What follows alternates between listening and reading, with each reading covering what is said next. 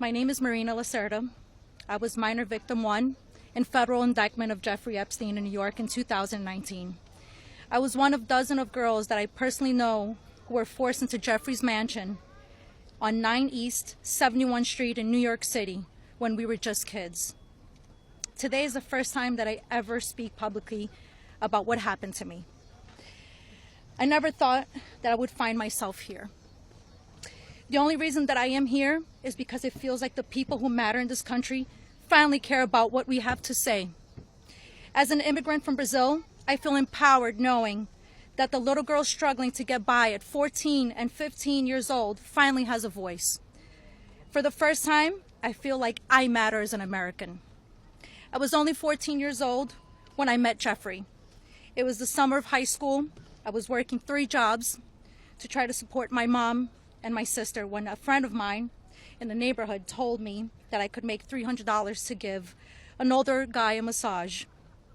It went from a dream job to the worst nightmare. Jeffrey assistant Leslie Groff would call me and tell me that I needed to be at the house so often that I ended up dropping out of high school before 9th grade. And I never went back. From 14 to 17 years old, I went and worked for Jeffrey instead of receiving an education.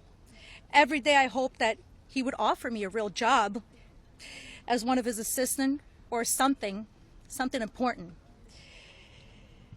I would finally have made it big, as, like we say, the American dream. That day never came. I had no way out. I was, until he finally told me that I was too old. There are many pieces of my story that I can't remember, no matter how hard I try. The constant state of wonder causes me so much fear and so much confusion. My therapist says that my brain is just trying to protect itself, but it's so hard to begin to heal knowing that there are people out there who know more about my abuse than I do. The worst part is that the government is still in possession right now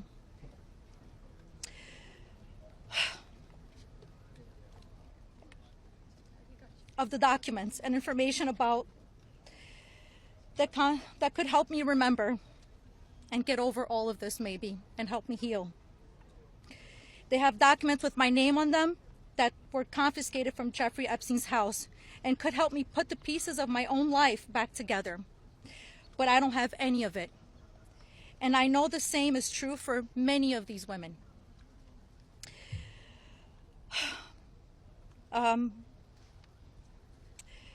We are here to support this bill today, not only for transparency, but for the American people.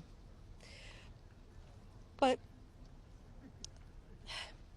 if the government is going to release these documents to the public, describing the crimes committed by Jeffrey Epstein and others, the least that they can do is give me my documents that they have about me. The other survivors deserve the same respect from our government. While our identifying information must be redacted to the public, it is equally important to provide the victims themselves with unredacted information. I will never forget when the FBI agent showed up in my door in 2008. Jeffrey Epstein hired a lawyer to represent me, or more like to represent him, I like to say. I couldn't ask any questions, and I had no idea what was going on. I was terrified. Until today, I think most of us are still terrified. I thought somebody was going to kill me. I thought something was going to happen to my sister or my mother. It went further out to even maybe thinking something would happen in Brazil with my family. And then one day, the lawyer said that everything was just going to go away. Like nothing happened. I didn't need to testify. When I asked him why, he gave no explanation. That was it. So why? Why was I never called to testify then?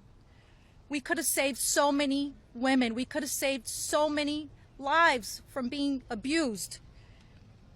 Why did he get away with it in 2008? Why was he able to go on in the abuse with hundreds of girls after the Florida investigation? Why didn't they let me testify to help stop him? Our government could have saved so many women. But Jeffrey Epstein was too important, and those women didn't matter. Why? Well, we matter now. We are here today, and we are speaking, and we are not going to stop speaking.